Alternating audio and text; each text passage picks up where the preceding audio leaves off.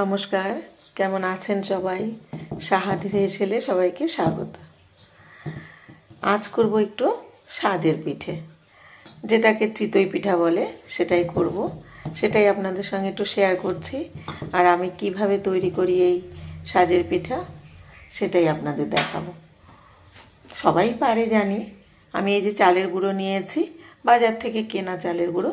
এর মধ্যে একটু দিয়ে দিলাম নুন, সামান্য, খুব বেশি নয়। এবার এই চালের গুঁড়োটা একটু উষুম উষুম জল দিয়ে মাখবো। আমি একটু হালকা গরম জল করে নিয়েছি। এই হালকা গরম জলটা দিয়ে একটু খুব ভালো করে ঠেসে ঠেসে এটা মাখতে হবে। কিন্তু এই মাখাটা যত ভালো হবে এই সাজের পিঠাটা তত কিন্তু ভালো হবে। খুব ঠেসে ঠেসে এটাকে মাখবো অনেকক্ষণ ধরে। আমি চালের গুঁড়োটা দেখুন একদম ডালের যেমন বড়ি দেয় ঠিক তেমনি করে করে ঠেসে ঠেসে খুব করে মেখে নিচ্ছি। একদম ভালো করে ফেটিয়ে ফেটিয়ে মেখে নেব। আমি এটা খুব ভালো করে অনেকক্ষণ মেখে নিয়েছি। এবার আমি এটা গোলাটা পুরো জল, যতটা জল লাগবে দিয়ে এটা ভালো করে গুলে নেব। এই গোলাটা আমার গোলা হয়ে গেছে, চালের গুঁড়োটা। এবার আমি এটা ঢেকে 1.5 থেকে 2 ঘন্টা, 1 ঘন্টা, যতটা সময় একটু রাখা যায় আমি রাখবো। ঢেকে রেখে দেবো প্রায় 1-1.5 ঘন্টার মতো রেখে দেব। তারপরে আমি পিঠাটা ভাজবো।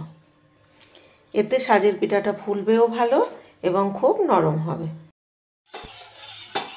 এই যে সাজের পিঠার গোলাটা আমি 2 ঘন্টা মতো গুলে রেখে দিয়েছিলাম। এবার আমি ভাজার জন্য এই সাজটা গরম বসিয়ে দিয়েছি। একটু সামান্য এই যে তেলের এটা দিয়ে মুছে নিয়েছি। একটুখানি মুছে না নিলে না প্রথমে উঠতে চাইবে না। আমি দুধ বসিয়ে দিয়েছি। আমি একটা পিঠা ভেজে ছেড়েছি, সেটা আপনাদের দেখানো হয়নি।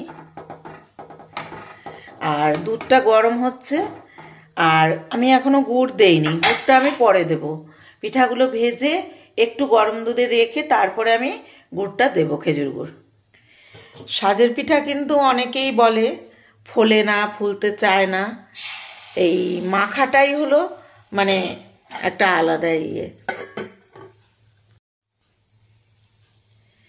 এই দেখুন পিঠাটা কি সুন্দর ফুলে উঠেছে, দেখতে পাচ্ছেন? কিরকম মাঝখানটা একদম ফুলে ছিদ্র হয়েছে সব, এবং মাঝখানটাও কিরকম ফুলে উঠেছে। এই যে পিঠাটা দেখুন একদম অসংখ্য ছিদ্র এবং কিরকম মাঝখানটা ফুলে উঠেছে। আর পেছনটাও দেখুন এই যে। এইবার এই পিঠাটা ভেঙে দেখালে বুঝতে পারবেন যে কিরকম জালিযুক্ত হয়েছে।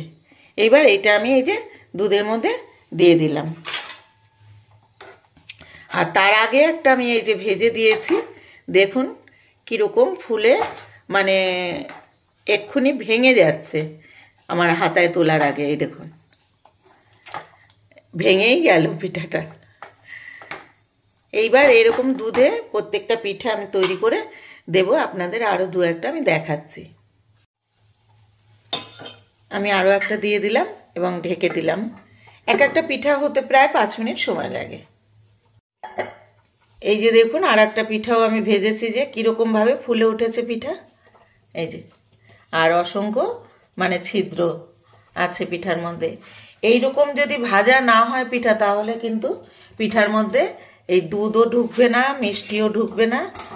সেই পিঠা কিন্তু একদম ঠিক হয় না। এই দেখুন কিরকম ফুলে উঠেছে পিঠা।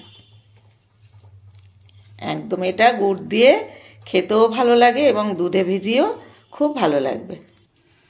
এই যে দেখুন পিঠাটা আর কিরকম ফুলে উঠেছে। আর এই যে পিঠার পেছনটা এরকম হয়েছে। আমি এই পিঠাটা একটু ঠান্ডা হলে আপনাদেরকে ভেঙে দেখাচ্ছি কিরকম নরম হয়েছে। পিঠাটা কিরকম নরম হয়েছে দেখুন। এই যে এই যে চাপ দিচ্ছি কীরকম একটা আপনি আপই এই যে ফেটে যাচ্ছে। এইভাবে আমি এক হাত দিয়ে ছিঁড়ে দেখাতে পারছি না, কিন্তু এরকম চাপ দিলেই পিঠার মাঝখানে দেখুন কীরকম নরম এবং ফোলা। আমার সব পিঠাগুলো ভেজে দুধের মধ্যে দিয়ে ফোটানো হয়ে গেছে একটু। এইভাবে করলে কি হয়, পিঠাটা খুব নরম হয়। এবার আমি আন্দাজ করে গুড় নিয়েছি, এই গুড়ের মধ্যে একটু দুধ দিয়ে জাল দিয়েই আমি ওই পিঠার মধ্যে দিয়ে দেব, এবং ঠান্ডা হলে পুরো দুধ আর গুড় মিশে যাবে। আর কোনো সময় কেটে যাবে ভয় থাকলে সেটাও আর হবে না এইভাবে দিলে। অনেক সময় হয় না যে গুড় ভালো না হলে দুধটা কেটে যাওয়ার ভয় থাকে, সেটাও আর হবে না। এই যে এবার আমি এই যে গুড়টা এই পিঠার মধ্যে ঢেলে দিলাম। আর পিঠাটা কীরকম নরম হয়েছে আপনাদেরকে আমি দেখাচ্ছি। দেখুন ভেঙে গেছে এখনই। একদম রেডি আমার এই যে দুধ চিতই।